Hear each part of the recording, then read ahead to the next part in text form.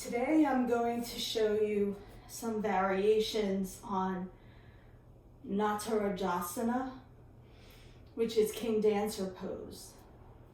I'm sure most of you are more familiar with the standing pose, where you place all your weight on one leg and raise the other and kick back. But that's more of a balancing pose for people who have been maybe training in balancing. And if you're either a beginner or have not been doing a lot of balancing work, then there are some variations you can do on the mat, on the ground. So I'll start by actually getting into tabletop position.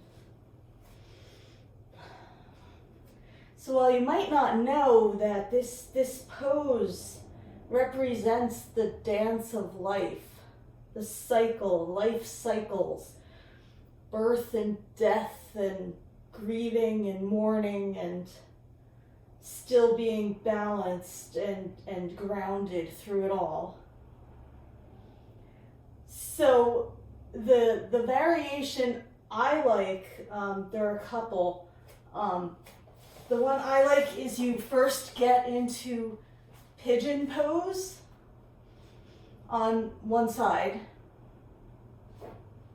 and then you raise the back leg, the knee, you bend it, then you can just reach back. If you can't reach, you can use a strap. So you would just hook it over your foot, and then it's easier to pull it in. This is more of a quad stretch. When you do the standing pose, it might feel more like stretching out your torso and the front side of your body. Of course, while it might feel more like you're dancing while you're standing in King Dancer pose, this position gives you same benefits as a standing pose, except you don't have to worry about falling over or standing against a wall or using a chair. So you can lower it down just to be balanced. Turn around, do it on the other side. Okay. This lengthening through the front in pigeon is the same lengthening that you get through the King Dancer pose. So reach back for the foot. I'm going to use the strap.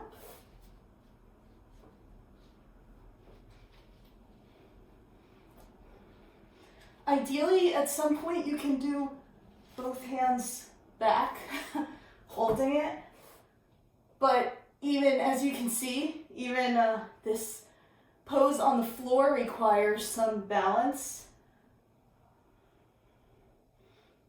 So instead of using the leg as I would in the standing pose, I'm using my arm for the grounding.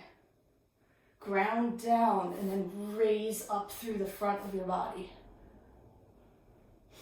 I'm finding the more I raise up, the less balanced I am, so that requires some practice. So the other variation that I've seen with kneeling on your mat is starting in tabletop. And you probably will need a strap for this. So from tabletop, you pull the back leg up. So you're getting the stretch on the front of your legs, the back bend,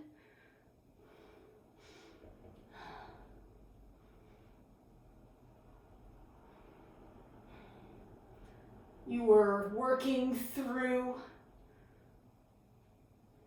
issues in your body that might be storing energy. You might be able to straighten it a little bit, then release. I like to wiggle a little from side to side to just stretch that out. Then turn around, do it on the other side. It doesn't really matter which leg you do first. So from tabletop, I'm going to raise the other leg.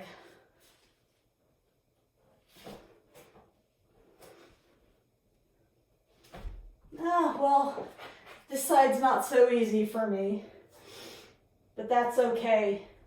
This pose teaches you that you're not always, your practice isn't always the same. It can be different. The same pose can be different in different bodies. Could be different in your body, different from side to side, different from day to day or minute to minute. So like the cycles of life, this is also an illustration of that cycle in your life.